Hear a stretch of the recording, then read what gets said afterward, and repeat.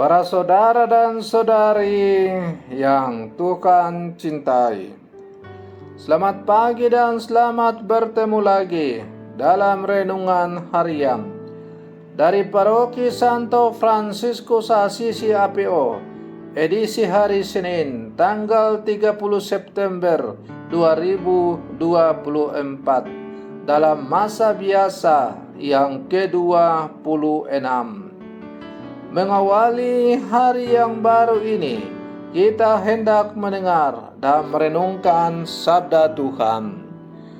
Marilah sebelum kita mendengar dan merenungkan sabda Tuhan, kita berdoa.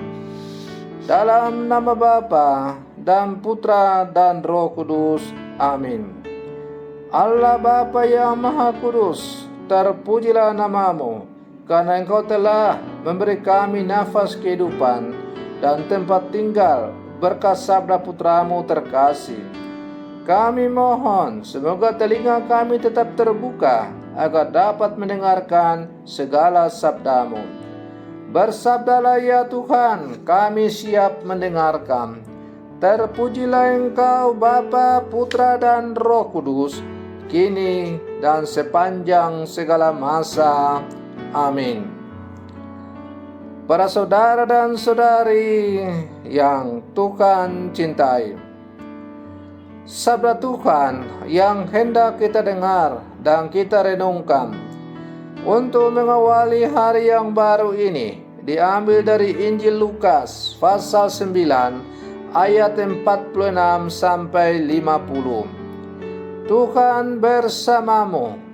Inilah Injil suci menurut Lukas. Sekali peristiwa, timbullah perdebatan di antara murid-murid Yesus tentang siapakah yang terbesar di antara mereka. Namun, Yesus mengetahui pikiran mereka. Karena itu ia mengambil seorang anak kecil dan menempatkannya di sampingnya dan berkata kepada mereka, "Siapa saja yang menyambut anak ini dalam namaku, ia menyambut aku. Siapa yang menyambut aku, ia menyambut dia yang mengutus aku. Sebab yang terkecil di antara kamu sekalian, dialah yang terbesar." Yohanes berkata, "Guru, kami lihat seorang mengusir setan demi namamu, lalu kamu cegah dia, karena ia bukan pengikutmu bersama kami." Yesus berkata kepadanya, "Jangan kamu cegah, sebab siapa yang tidak melawan kamu, ia di pihak kamu." Demikianlah sabda Tuhan. Para saudara dan saudari yang Tuhan cintai, Yesus menempatkan anak kecil sebagai jawaban atas siapa yang terbesar di antara para muridnya. Anak kecil adalah contoh jelas dari yang terkecil di antara kamu sekalian. Dialah yang terbesar. Mengapa anak kecil? Anak kecil pada umumnya tidak berdosa, sehingga hatinya siap untuk belajar. Mereka akan duduk dengan sabar di samping kita. Dengan penuh perhatian, mereka akan mendengarkan apa yang kita katakan. Mereka tidak memiliki pendapat pribadi yang sudah terbentuk sebelumnya tentang sesuatu. Prasangka atau bias terhadap suatu hal. Mereka melihat sesuatu sebagaimana adanya dan bukannya seharusnya menurut mereka.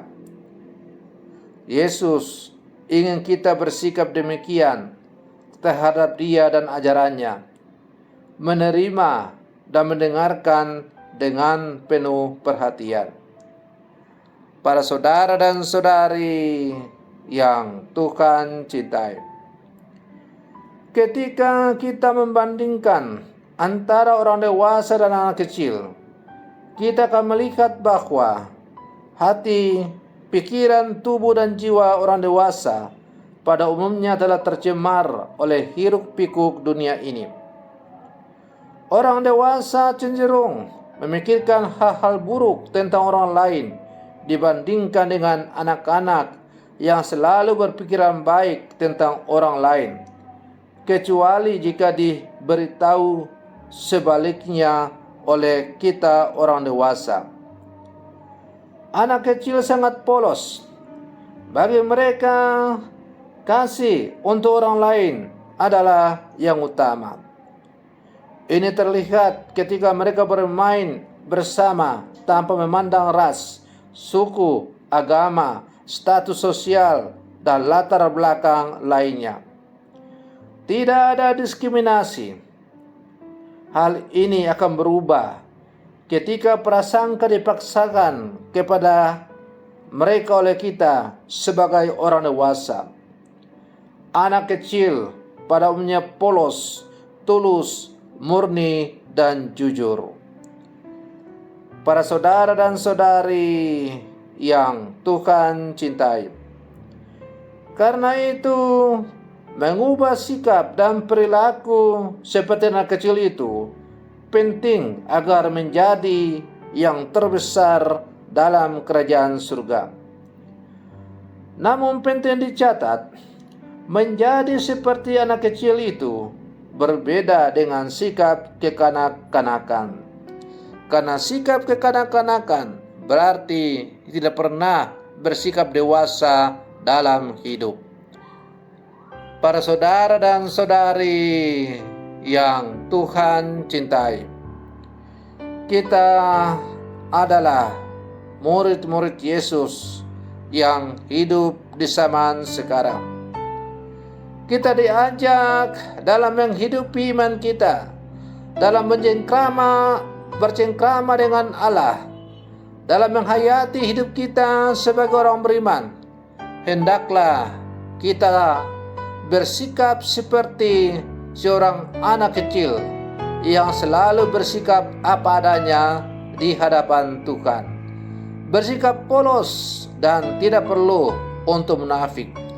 Karena di hadapan Tuhan tidak ada yang bisa kita sembunyikan.